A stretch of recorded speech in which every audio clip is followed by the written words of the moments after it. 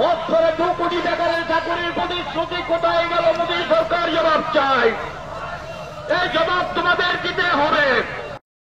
আমাদের আন্দোলন চলছে, বেকারদের কাজের ব্যবস্থা করতে হবে, বেকারদের কর্মসংস্থানের ব্যবস্থা করতে হবে।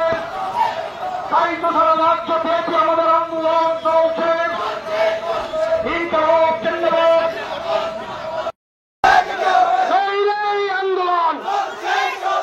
আন্দোলন সংগ্রাম লড়াই করবে কে?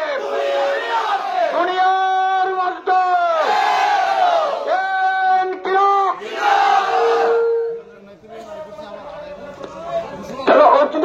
সময় লক্ষ্য করবেন যে গোটা রাজ্যে ডিওয়াইএফআই এবং টিআইএফ মূলত 3টা দাবি, তার সঙ্গে বিভিন্ন জেলায় তাদের স্থানীয় কয়েকটা দাবি যুক্ত হচ্ছে।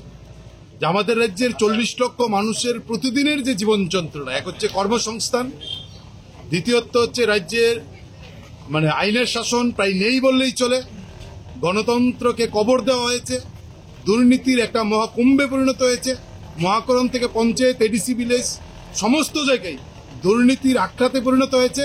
আর তার সঙ্গে 3 নম্বর দাবি হচ্ছে যে নেশায় গোটা রাজ্য শাসক সরকারের মদতে ভাসছে এবং এর দ্বারা গোটা রাজ্যের 40 লক্ষ মানুষের প্রতিটা পরিবার প্রতিদিন কোনো না কোনোভাবে আক্রান্ত হচ্ছে। আমরা এই কথাগুলো বলার জন্য তার আগে 2 দফায় আমরা আন্দোলন করেছি। আমরা ঠিক করেছি 3য় দফায় আমরা জেলা শাসকদের কাছে যাব। আমরা দেখছি বেশ কিছু জায়গায় জেলা শাসকরা আমাদের এই যে মানুষের জীবন যন্ত্রণার কথা শোনার জন্য ডেপুটেশন নেওয়ার ক্ষেত্রে রাজনৈতিক চাপে না কি কারণে জেলা শাসকরা পর্যন্ত আন্তরিকতা দেখাচ্ছেন না। আজকে ধলাই জেলা শাসক আমাদের প্রতিনিধিদের যাওয়ার পর প্রায় 8 ঘন্টা 1 ঘন্টা বসিয়ে রাখছেন, ডেপুটেশনটা নিচ্ছেন না।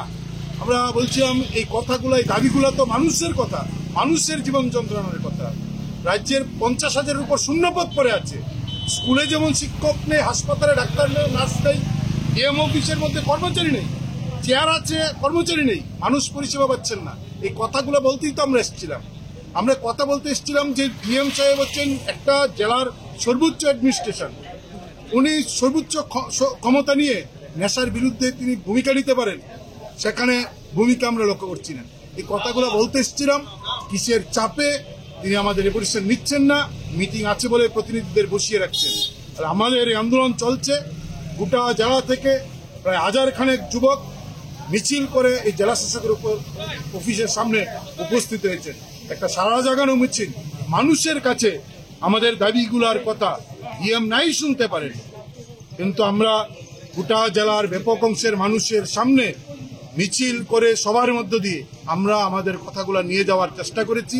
আমরা মনে করি মানুষই সবচেয়ে বড় আদালত, মানুষের আদালতে নিশ্চয়ই তার বিচার হবে এবং মানুষের আদালতের বিচারের মধ্য দিয়েই সবচেয়ে বড় ভূমিকা, সবচেয়ে বড় ফল প্রকাশ হবে।